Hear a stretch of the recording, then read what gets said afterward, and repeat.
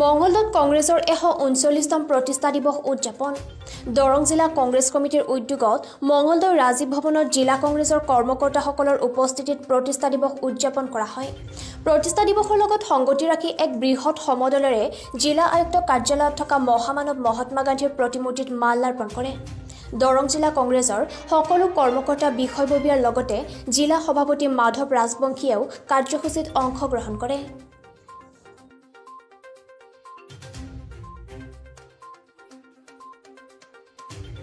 ভাৰত কংগ্ৰেছ কমিটিৰ প্ৰতিষ্ঠা দিৱস এই নিখিল ভাৰত কংগ্ৰেছ কমিটি 1885 চনত বম্বেত দাদাভাই নৌৰাজী, ডাক্তৰ হিউম, উমেশ চন্দ্ৰ বেনাৰ্জী আৰু সুৰেন বেনাৰ্জীৰ তৎপৰতাত প্ৰথম গঠন হৈছিল ডিচেম্বৰ মাহৰ 28 তাৰিখে 1885 চনত।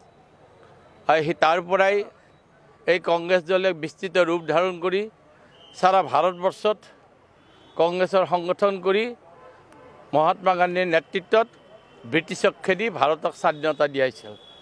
এই স্বাধীনতাত কংগ্ৰেছ দলৰ বাহিৰে আৰু কাৰো হাত নাই, কোনেও স্বাধীনতাত অংশগ্ৰহণ কৰা নাছিল। আজিৰ যি ক্ষমতাত থকা দল বিজেপি দল, তেতিয়া তেওঁলোক দল নাছিলেই, জনসংঘী আছিল, কিন্তু তেওঁলোকে স্বাধীনতাৰ বিৰোধিতা কৰিছিল, আন্দোলনত যোগ দিয়া নাছিল।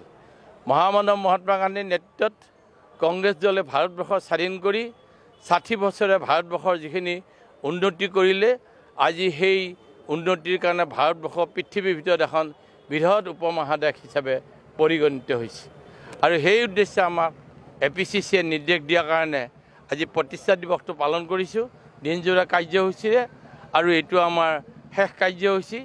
ইয়াৰ পিছত আজি আমাৰ কাৰ্যসূচী সামৰণি পৰিব। কি কাৰ্যসূচী ৰূপায়ণ কৰিলে? আমি প্ৰথমতে কৰিলোঁ, ফ্লেগ হোইষ্ট কৰিলোঁ, পতাকা উত্তোলন, তাৰপিছত এখন ৰাজহুৱা সভা কৰিলোঁ, তাৰপিছত এই শান্তি সমদল শোভাযাত্ৰা কৰিলোঁ।